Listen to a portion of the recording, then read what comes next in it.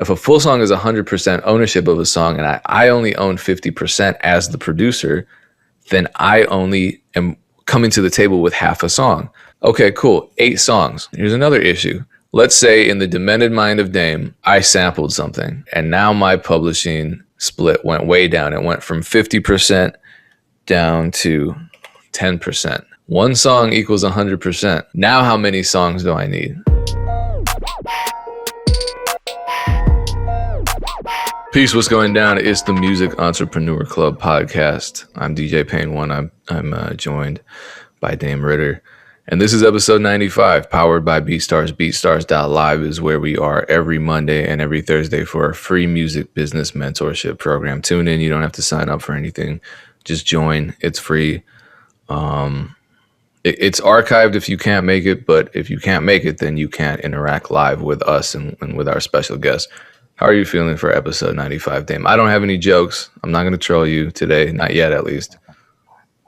I'm feeling good, man. And I've just been feeling really good the past couple weeks. I just feel like, I haven't gotten any bad news. So that's a win. I mean, outside of me personally, obviously we lost a legend in DMX. I was a huge fan of DMX when I think it was 99. The Hard Knock Life tour that he was on. It was Jay-Z's tour, but I was definitely there for DMX. So I was a super fan of DMX, his first 3 albums. But personally, man, we've been clicking on all cylinders. The MEC is going well. My stuff with Ja's going well. Minx. I work with another young lady named Persephone. She's a model, actress, influencer. She's doing well. All the stuff that we're doing with the 1 week notice project, which we'll talk a little bit more about in this episode. So I'm feeling good, man. It's almost scary. It's like I'm just waiting for something to go wrong or something. No, don't do that. Happen. don't put that energy out there, Dan. But nah, man, I'm feeling good. How about yourself? Yeah, I think maybe I had food poisoning or something earlier this week, so that wasn't cool. But that's all bad. Yeah. However, I haven't gotten any kind of respiratory virus or anything for over a year since the quarantine started. So even after vaccine, I don't want to get into what I think the future may hold, but say best case scenario, I still kind of like the idea of wearing a mask in public and just not getting sick ever again. I would love to never have a cold again. Yeah. Nah, if not wear a mask, I think we'll hopefully all be a little bit more conscious. Like, I'm keeping the hand sanitizer pretty much everywhere. Got it in my car. I think we'll at least be more mindful of washing our hands more. Cause I like that too. I haven't been sick, I appreciate that. I hate being sick. I mean, nobody likes being sick, but hopefully we just developed a little bit better habits, to keep everybody healthy. So I'm with that. Or else people are just going to be so sick of being told to not infect their fellow humans that they're just going to go out and touch every bathroom stall and lick every toilet seat and just celebrate by being filthy motherfuckers. Because that's honestly, never mind. We're staying positive. I think let's manifest a collective paradigm shift towards hygiene, cleanliness, and empathy, such that everybody on the planet just decides to stop being nasty and infecting others. Because whether it's a cold, whether it's food poisoning, whether it's something more sinister, it's all bad, as Dame would say. So you put out a call to submissions, right? Every rapper out there is supposed to send you a demo reel? Not at all. So what happened was, some people know by now that I'm working on a project with the comedian that I work with, Big Ja. It's called 1 Week Notice. I've done this project before. I've mentioned this project before on this podcast, but essentially we're flying 6 artists to LA to create a project in a week. So we're creating an album, but we're also creating a bunch of other content too. So it'll be like ciphers and freestyles and interviews and stuff like that. Cause I'm reaching out to all the contacts that I have, all the media partners, just to try to amplify the project as much as possible, create as many relationships for the artists as possible, just trying to get the artist in front of as many fans as I can. And they're sharing each other's fans. That's the point of 1 week notice. So it's a really dope opportunity.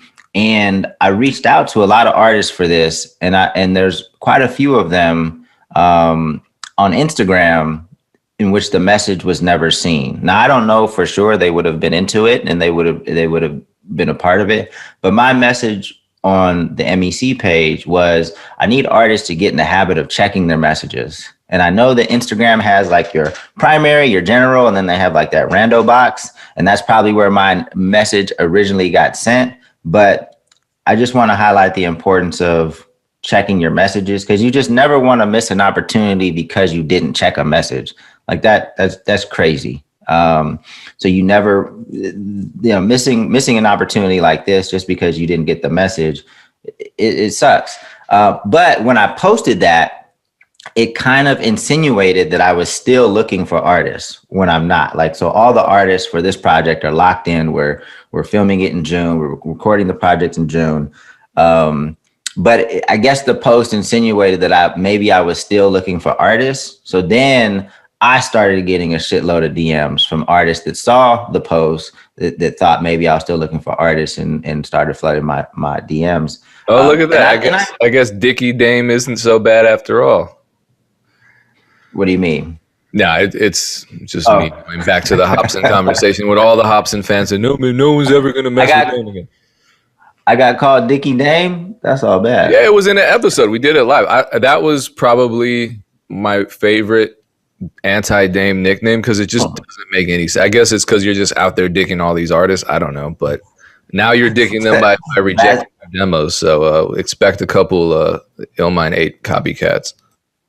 That sounds super suspect. But no, I don't like that name at all. I've kind of co-opted the Blame Dame, because that was a thing when the shit was going down, and I have that as my username on some of my not like my major socials, but like when other websites need usernames and stuff, I use Blame Dame. But anyway, besides the point, a lot of artists started reaching out, and I did just kind of click through some of them just to kind of see who was reaching out. Even though I'm not looking for artists for this project, there's going to be more 1 week notices.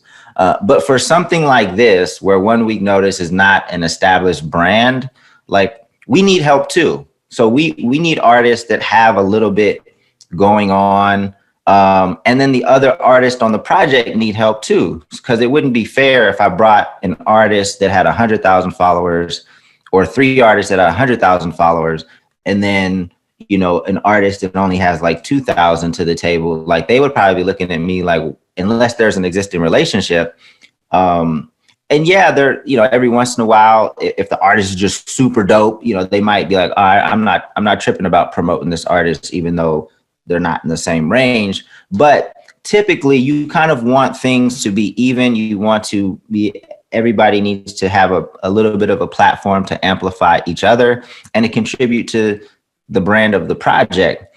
So I say that to say, there's a lot of artists in general, but there's a shitload of artists on like the 1 and 2 level, if we're just looking at it from some random spectrum from 1 to 10. Like, and if you want help, like, you should always operate as if you're never going to get help and you have to do it yourself. Like, that should be your mindset. There should never be an expectation for help. But the help typically comes when people see you helping yourself. Like, when people see you get to a certain level kind of on your own and you got something going for yourself, that's when help typically comes. So for the artists that are reaching out, they seem to be a little smaller, not yet established, don't really have something going on. They're just kind of looking for not really a handout. That sounds super negative, but I guess that's probably what it is. But you wouldn't get an opportunity like this because there's so many other artists that have pulled themselves up that are more deserving of the opportunity. And again, I'm trying not to sound negative, but I'm just trying to be real about the situation, whether it's 1 week notice or some other project where people are looking for artists. Like, whatever they probably need help too. Whatever they're working on, they probably need to amplify their platform. It's not just a situation where you're looking to help somebody that hasn't really helped themselves yet. Well, you can look at any relationship that way. Think about two people dating, right? If one of them has no aspirations, no job, no living space, nothing, and they walk into a relationship with someone who has a career, someone who is happy, someone who has goals and aspirations, it might be that attraction draws the two people together, but it's not sustainable because eventually that other person is going to look and say, well, I have my commitment to mental health and self-care. I have my finances in order. I have my living space in order. And this person has none of those things. And so it's just such an unequal relationship that I have to get out of it and find something more equitable. And that happens all the time. I mean, it's the reason why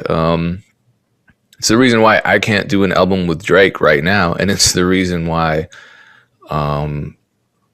a lot of my groups have split up, because I've been in group situations where I'm working with artists who occasionally will write music if I push them to write music, and we're supposed to be making an album, but everything else, the beats, the recording, the graphics, the social media, everything else is falling on me.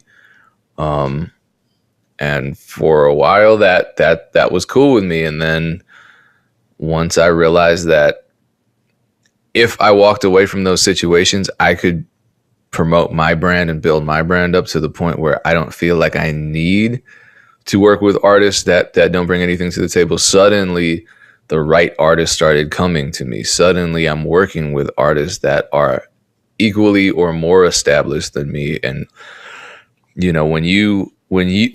if you have a bunch of energy and it's directed in the right way, and you have your knowledge base and you work with somebody else, this is where synergy comes in, and what you can do on your own is suddenly compounded.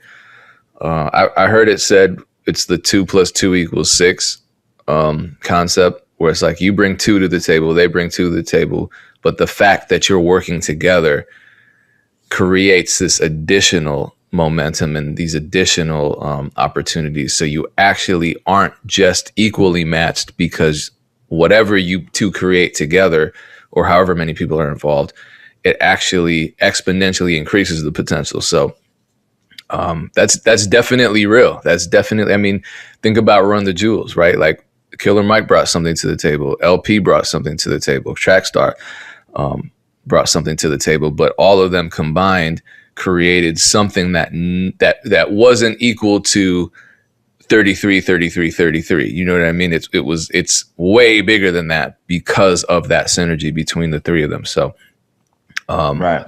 I'm a firm believer in that concept. And yeah, I mean, how many times do you go on an Instagram post and every comment is, and I don't say this to be critical, it's just a fact. How many comments are literally begging? How many comments are literally people saying, please, please, please listen to my song. Please, please, please do this. Please, please, please. Here's my call to action. And you have no idea who they are. It's just not, it's not something that's appealing to the average person. I've never become a fan or a collaborator of someone because they're begging. And I would never think about a relationship. If someone jumped in your DM saying, please, please, please date me, you're just thinking, what the fuck is wrong with this person? Why would they know? What? Well, yeah. Just to give people more insight into my perspective, because obviously for this project, I'm reaching out to brands, different potential partners. And there are some opportunities that I'm going to be able to pull in no matter what, just based on the relationship that I've had with some of these people. However, the first question that they're going to ask me, or that they have asked me, is who's on the project, right? So if I send them 6 artists and their metrics are super low, they might still do this, but they're going to do it as a favor to me. And I don't like favors being done for me. I want to present mutually beneficial opportunities. because that helps me grow my network. It helps just create positivity all around. And I don't feel like I'm indebted to anybody, because if I bring artists that have a little something going on, and it's a collective of artists that, have some movement, it's a dope narrative, they're super dope at what they do.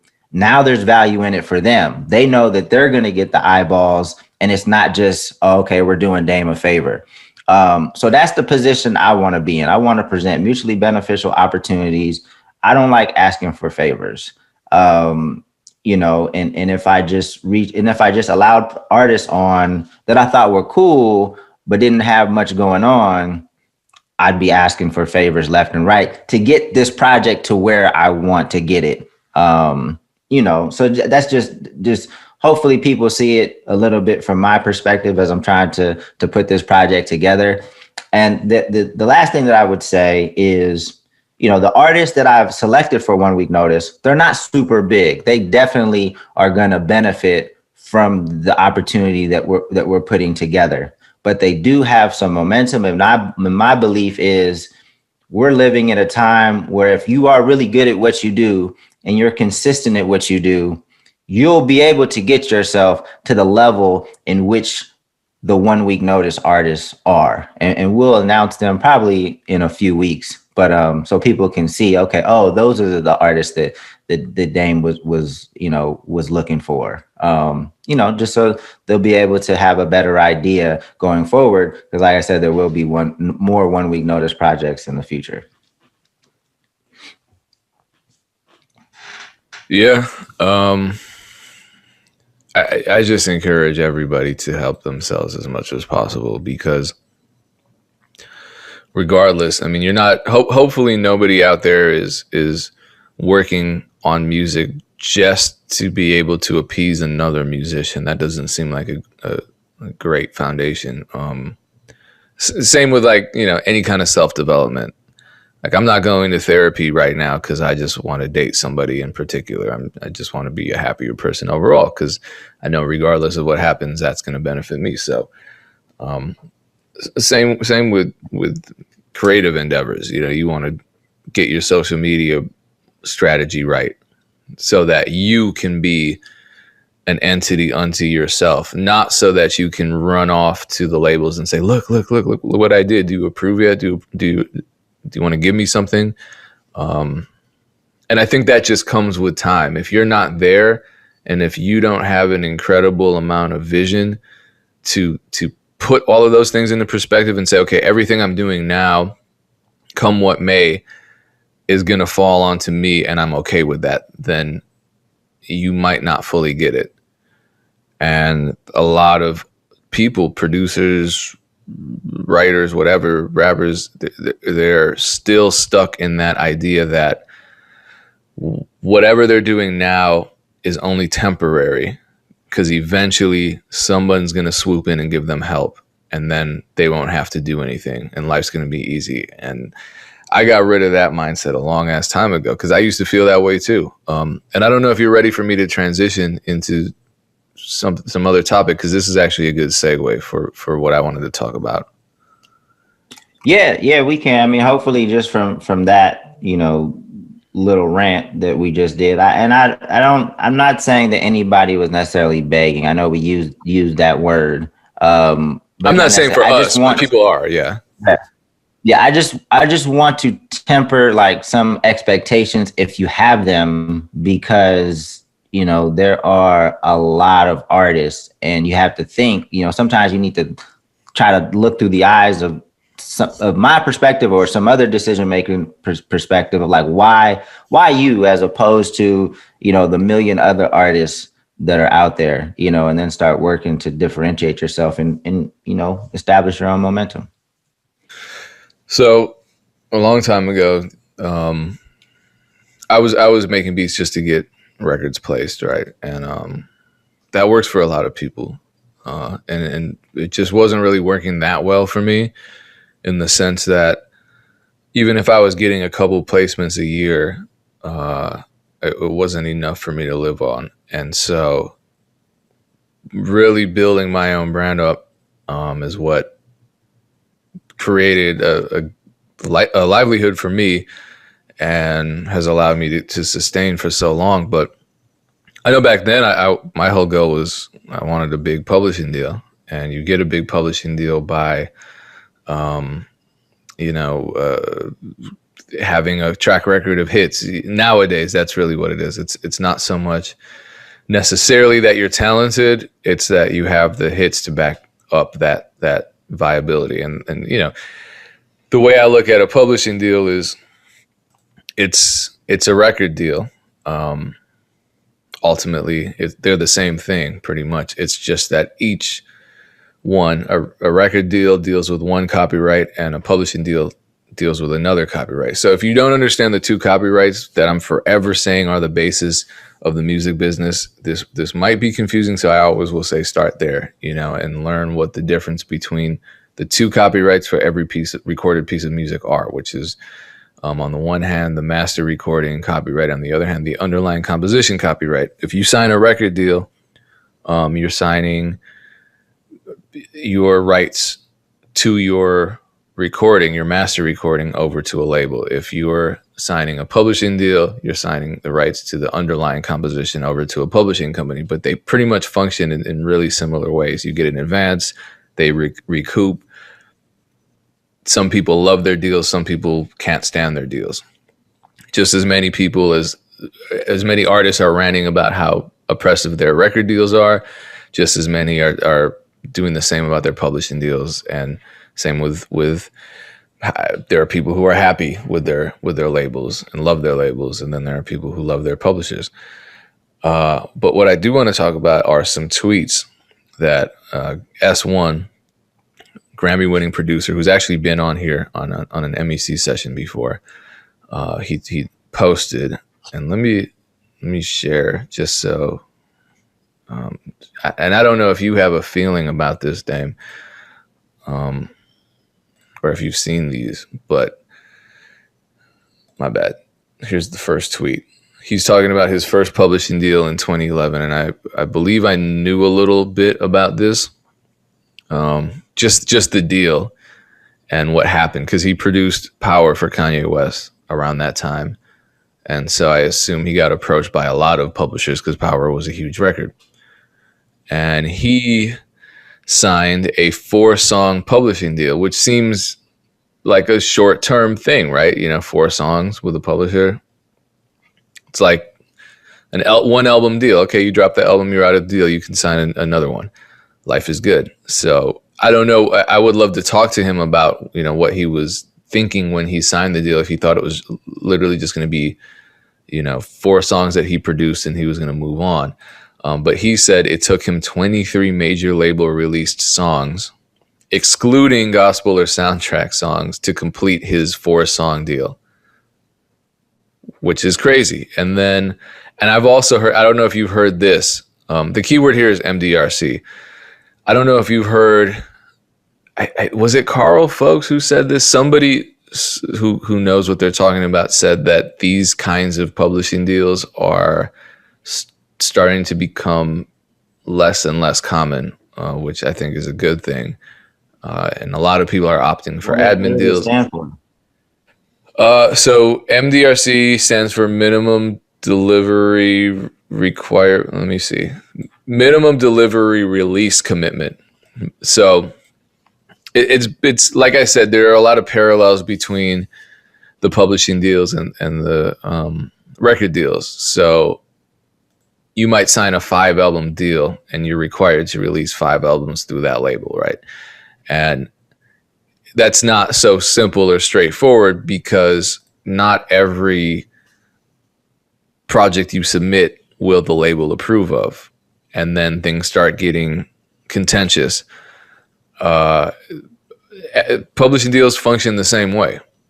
So as one was saying, he had to produce 23 major label release songs, but that excluded gospel or soundtrack. So even if he produced something on a soundtrack or a gospel album that was on a major, they didn't count that. So the real part that gets people is how a 4-song deal became a 23-song deal. And that's what I want to talk about, because that part can throw people off a lot. So, Dame, let's say you're a rapper, or let's say you got back into rapping. So we make a song together called the Demented Mind of Dame. That's the name of the song. Dame, you're a songwriter of the lyrics for this song. I'm the songwriter of the composition, because I composed the we'll call it composer. I composed the musical parts. I made the beat. And as a result, we're just going to split this 50-50 on the composition side. So this is the part that people consider, the publishing side, the composition side. What this means is that, and of course, Dame is signed to a great deal. Dame is signed to what's the best label ever? Dame is signed to Atlantic right now. Dame is signed to Interscope. Let's go with Interscope. Dame got a huge deal with Interscope, and this is going to be a single. So I produced this record. All of a sudden, because it's doing well, a publisher approaches me and says, "Hey, we want to give you a publishing deal for $500,000. Okay, cool. It sounds good. It's a 4-song MDRC. All right, cool. Well, I already have 1 song in. They want to sign this song, and I'm thinking 3 others, because that's 4 total songs, 3 plus this one. Here's the issue right off top. 1 song is 100%. I don't own a full song yet. I only own 50% of a full song. So if I, as the producer, own half of the song, I'm already walking into a 4-song deal, not understanding how that works. Those 4 songs are now 8 songs. Do you see what I'm saying? Because if a full song is 100% ownership of a song, and I only own 50% as the producer, then I only am coming to the table with half a song. Okay, cool. 8 songs. Here's another issue. Let's say in the Demented Mind of Dame, I sampled something, right? And now my publishing split went way down. It went from 50% down to 10%. 1 song equals 100%. Now how many songs do I need? I only own 10% of a song, and I need to get to the point where I'm, because my 4-song deal equals 400% total. I'm at 10% right now. I got a lot of songs to submit. And if they don't approve them, that sets me back. Obviously, more common scenarios would be if, say, I co-produce, I collab or something. So let's say I Dream Life co-produces this Demented Mind of Dame for me. I get 25%. Now my 4-song deal goes from being an 8-song deal to a 16-song deal. So now I'm committed to this publishing deal for 16 songs if I keep collaborating. And there's nothing, whatever song lands. And the publishers can always say, you know what? We don't want this. So we're going to reject this placement because we don't think it's going to make us enough money. So I might end up producing, I might end up getting 100 major placements in 2 years, and they only accept 15 of them. There's no telling. Also, okay. And I read, my bad, go ahead. Does that mean that, like, say if they don't accept a song, right? Like, you're still, are they taking a percentage under the deal of that song, or that song? It's a good question. So they can just, maybe we need Carl for this, but like, yeah, it sounds like you're saying like they could just reject it. Like, this one doesn't count under the deal, but we're still gonna, run the money like it's under the deal. That wouldn't make sense. That would be all bad. It would be all bad. However, on royalty exchange, there's a part of this article where they say the worst and most malicious MDRC I've seen actually acquired all the songs, actually required blah, blah, blah. And the MDRC also required the writer's co-writing percentage to be at least a third of the song, but that third would remain the property of the publisher. So I guess and this sounds absolutely horrible, evil, and vile. So if I produce the record and I only own 20% of it, the publisher could say, yeah, that's not counting towards the deal, but we're still acquiring this, and now it's ours. Yeah. So it's important to have a good lawyer on your team that understands this stuff. And I think publishing deals especially are starting to become more modernized. I've heard of deals where producers are, nowadays a lot of producers are on Beatstars. They're making a living doing that. So if they sign a publishing deal, that can complicate things. So these new deals have to account for all of that. They have to account for the licensing and leasing of beats online, and they have to allow a beat maker or producer to remain independent to an extent where they're able to. So like when I interviewed Callan, who produced Lil Mosey, what is it, Blueberry Faygo, right? And he signed a deal with Sony ATV, and Sony is the publisher that partnered with Beatstars for the Beatstars publishing admin deals. And I believe Callan actually has a traditional or more traditional co-publishing deal with Sony, and he's still selling online. So the deals are becoming more in line with the modern landscape of the music business, which is a good thing. But as we hear all the time, there are still a lot of these old fossils of the old school traditional music industry, and a lot of these deals really put producers and songwriters in terrible positions. So you might be a producer and you're excited about this deal. They just gave you 6 figures and you think, I just got to deliver 4 songs and I'm out. And 10 years down the line, you realize, no, that's not at all what I thought it was. I just didn't do the math. And it's sneaky, right? To call a 4-song deal a 4-song deal when it's not a 4-song deal. As a producer, you might end up, as S1 did, submitting 23 songs, even more than 23 if they're rejecting them. So people have to be careful, really, really be careful. Yeah. I mean, that's why it's just super important to educate yourself. Same with recruitment math. You got to understand how stuff works, profit share deals versus conventional deals. Like, it's not once you take the time to digest it all, you'll understand it. None of this stuff is rocket science, but you got to have a solid team. You got to slow down and have some patience and not be in a rush to ever do anything. You don't understand something, just take your time and make sure you get all your questions answered before you make any moves. Yeah, and I also want to make clear, we were talking a lot about connections and networking and relationships in the music business. One of the producers that S1 worked with extensively before all the Grammys and everything was Illmind. It was actually Illmind that broke this all down to me in person years ago.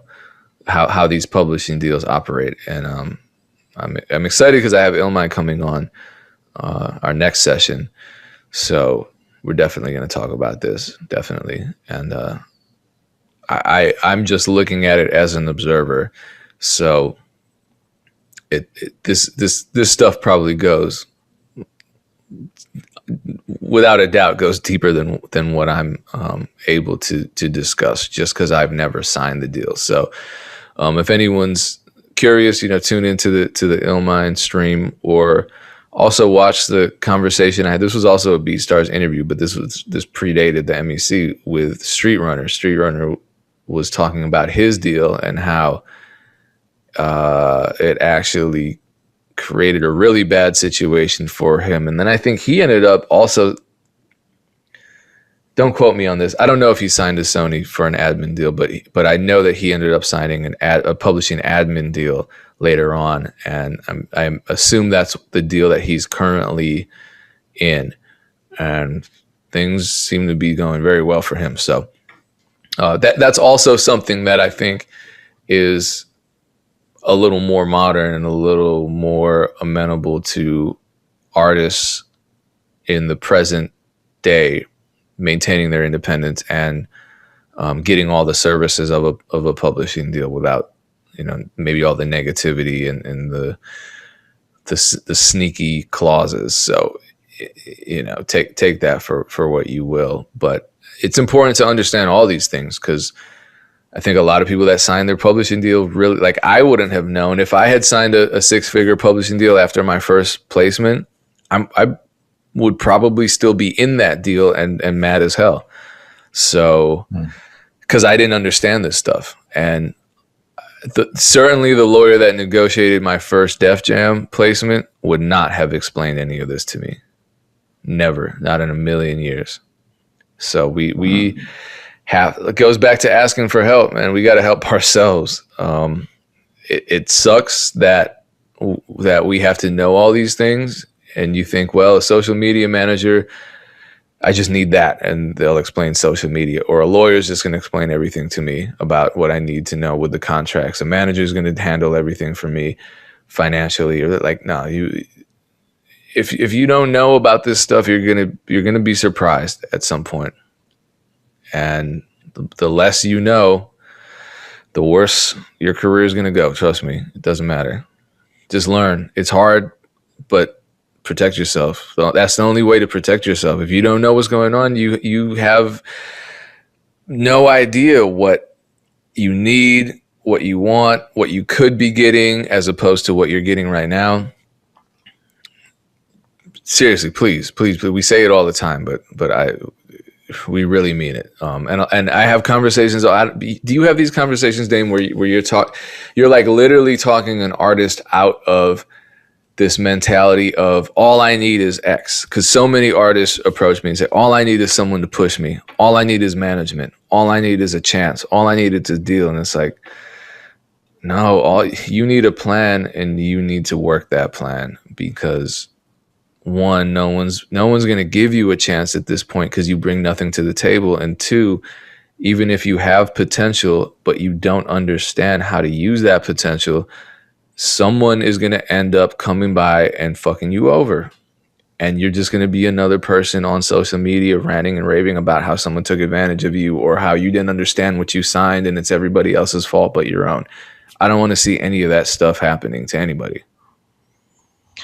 Yeah, I don't. I mean, I share my thoughts on social media, and then obviously, if somebody books a consultation, I share my thoughts. But I don't I don't extend myself too far anymore with artists, trying to convince them of things. Sometimes people have to make their own mistakes, and that's okay. But I'm not gonna stress out about it, because I don't manage any music artists anymore. So it's not really my responsibility like that. But, I share my thoughts on social media. If people want to take them or follow up on them, that's fine. But it can get very stressful trying to convince artists when they need something, or when they're doing something wrong. But I don't shoulder that stress anymore. I'm good. I do what I can through the MEC, and I share my thoughts on social media, but that's kind of where it stops. Well, that's fair. But the MEC is a resource, and we just hope to help moving forward. And there are a lot of good resources out there. I think the narrative is that people who are in the business are gatekeeping, and I don't feel like we hold anything back. And as I said, Illmind is the one who broke down the MDRCs to me way back.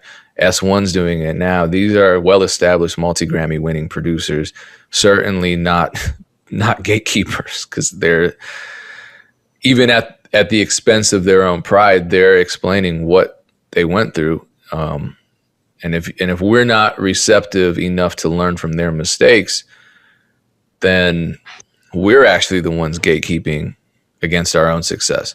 So don't do that to yourselves. Again, our sessions are free, powered by Beatstars, beatstars.live, every Monday and every Thursday at 3 p.m. Eastern Standard Time. And we have people like S1 and Illmind on as special guests, and you can ask them questions directly. And you know, the purpose isn't to just talk about music in general, but to really create teachable moments and spread information to producers and music business professionals at all levels. That and there are a lot of resources out there like this. A lot. We're not the only ones. So, and the majority of them are free. I think it's a great time to be a creative. Probably the best time. 20 years ago, we didn't have this stuff. We didn't have information for free just floating around. There were some books. They probably weren't that great. And we didn't have the same amount of free platforms that we have now that can literally launch a person's career as long as they just put in the work. They don't even have to dump a bunch of money into it. So I'd say life is good for creatives. I know I feel that way. I think you agree, Dame. Yep. I always say now's the best time ever in the history of making music to be an independent artist, for sure. I believe. So get alerted every time we go live. What's the way to do that, Dame? All you need to do is text MEC to 844-206-7800. You'll get a text right before we go live. Pull up to the sessions. We got some really good ones coming up. So tap in with us. All right. Till episode 96. Appreciate you tuning in.